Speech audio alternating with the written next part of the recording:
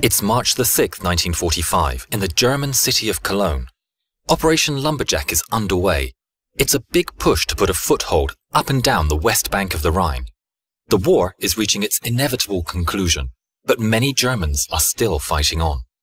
Rising high over the city that's been devastated by Allied air missions, standing defiantly are the two towers of Cologne Cathedral. Far below from the lofty heights sits a menacing beast, waiting in the shadows. Hidden in a tunnel near the train station is a Panther tank, lying in ambush. The 3rd Armored Division, Easy Company, have had a tough job to make it this far. The tanks and infantrymen, known as DOEs, have been going from street to street. The American tanks are mainly Shermans. American armor has been underperforming against the German armor. The German tankers joked, "One German tank is better than 10 American tanks." But the Americans always have 11. While having superior numbers, this mismatch in technology was denting the morale of the Sherman tank crews. The US answer is the T-26E3 Pershing tank. Still very new and somewhat under wraps, very few have been made, but one is operational in the center of Cologne today. It's a generation leap ahead in technology, with a huge 90mm cannon, an automatic transmission, and twice the effective armor of a Sherman. 2 Shermans are tentatively heading down a narrow street called Straße, on their way to Cathedral Square. The street is blocked with fallen rubble from a collapsed building, and the lead Sherman comes to a halt, with the second coming alongside. The second lieutenant, Karl Kallner from Wisconsin, is in the turret of the lead tank. He's unable to find a way through the rubble, and gets on the radio to call for a dozer tank to clear the path. Back in the shadows, within the Panther, the gunner has a clear shot. Vision is everything. 70% of the time, whoever fired first survived. And today, the lurking Panther has eyes on its prey. There's a green streak of a German tracer, and the shell slams into the gun shield of Kellner's Sherman. The deep clang that reverberates around the streets, but the whole remained intact. But then, a second shot from the Panther hits the Sherman, overlapping with the first hit, and the tank is destroyed. The second Sherman, realizing the danger, slams into reverse, but the Panther has already got its second victim in its sights. Releasing another shell, the Panther hits the tank track, leaving the Sherman veering off to the left and grinding tracks. Desperately trying to avoid a deadly shot, the Sherman manages to limp behind a building, and the crew evacuate. Kellner manages to get out of the tank, grabbing his rifle, but he's lost a leg. A medic and the surviving crew carry him to safety, but it's too late, and Kellner becomes another casualty on the closing chapters of the war.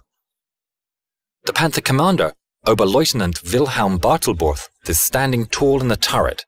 Having dispatched the 2 tanks, it emerges from its ambush position and trundles towards Kellner's smoking Sherman. Taking position in an intersection, the Panther now sits and waits for the next move in this deadly battle on Cologne streets. Approaching in a street parallel to the battle is Eagle 7, a Pershing. There's a shout outside, and the tank commander, Bob Early, opens the hatch. On the street, combat cameraman Jim Bates tells Early that there's a monster of a tank guarding the cathedral, and it can be seen around the corner. Jumping out, Early goes with Bates to have a look.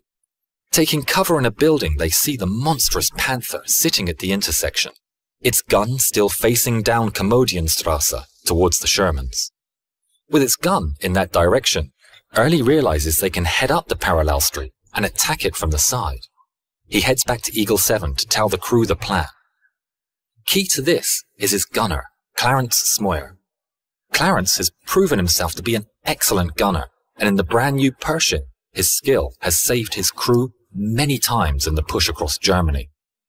Bob Early's trust in Clarence's ability meant that he never had to wait for a command, but was authorized to take a shot whenever he thought he should. Back in the Panther, an uneasy feeling of premonition came over Bartelborth. He guessed the Americans may come from a different direction, and directed his gunner to turn the turret to the right to face the currently empty street. Unaware of this development, Eagle 7 trundled forward to take out the monster tank. Clarence lowered the 15.5-foot long barrel and turned it to the right, ready to take the shot as soon as they cleared the buildings. "Shoot wherever you want," Early told Clarence. "He's just sitting there, like he owns the place." Already loaded was a 24-pound T-33 armor-piercing shell, and the loader, Don DeRiggi, had another at the ready for a fast second shot. Woody McVeigh, the driver, gave Eagle 7 more gas and it picked up speed. The gun almost scraped the buildings as the crew held their breath. Clarence looked through the scope, waiting for the row of buildings to end. "Don't miss," he thought to himself. As the Pershing emerged from the intersection, right into the path of the Panther's gun, the crew gasped in terror, and McVeigh, in a panic, hit the gas as Eagle 7 came into full view of the Panther. All the crew could see was the black barrel of a German gun, pointing right at them. Back inside the Panther, waiting for a Sherman to emerge, Bartelborth saw a tank dive into the intersection from the shadows. Green and heavily armored, it wasn't the American tank he was expecting. Realizing it wasn't a Sherman, in an instant he screamed to his gunner, "Halt! It's one of ours!" Clarence took aim. He knew he had to land the first shot, and fired. And the T-33 shell zipped with an orange tracer towards the Panther. Slamming through the side armor, it took out the engine bay.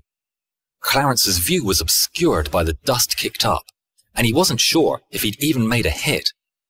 Behind the cloud of dust, the hatches on the Panther were thrown open, and the surviving crew, including Bartelborth, escaped. Clarence took his second shot, hitting the turret. "Hit!" cried Early. With the gun still pointing at them, Clarence took a third shot. A fire broke out in the Panther as the ammunition cooked off. Realizing their job was done, they sat back, stunned and relieved. The crew of Eagle 7 counted their blessings. "That was close," said Clarence. A few days after the battle, when some German children with their mother asked Clarence for sweets, he was explaining he had none, and the hero of the Battle of Cologne was reported for fraternization by the military police standing nearby. Early received a Bronze Star, but Clarence was never awarded for his actions, possibly due to the fraternization charge. That was until Adam Makos wrote the excellent book Spearhead, which chronicles Clarence's tank battles throughout the war. In 2019, in part due to the perseverance of Adam, Clarence Smoyer, aged 96, finally received his Bronze Star in recognition of his action in Cologne. Clarence now lives in Pennsylvania. We hope very much that he likes this film. Most viewers aren't yet subscribers, so if you like this film, please support us by hitting subscribe. Thank you.